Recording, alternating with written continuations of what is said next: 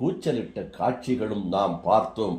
ஆகவே இது வனத்துறை எச்சரித்திருக்கின்ற இதுபோன்ற சம்பவங்களை நடப்பதற்கு யானைகளோ புலிகளோ வனவிலங்குகளோ இருந்தால் அதை புகைப்படம் எடுப்பதும் அதன் அருகிலே செல்வதும் ஆபத்து என்பதுதான் இந்த காட்சி உணர்கிறது என்று நமது செய்தியாளர் ஒளிப்பதிவாளர் நீலமலை ராஜா அவர்கள் இதனை தெரிவித்திருக்கிறார்.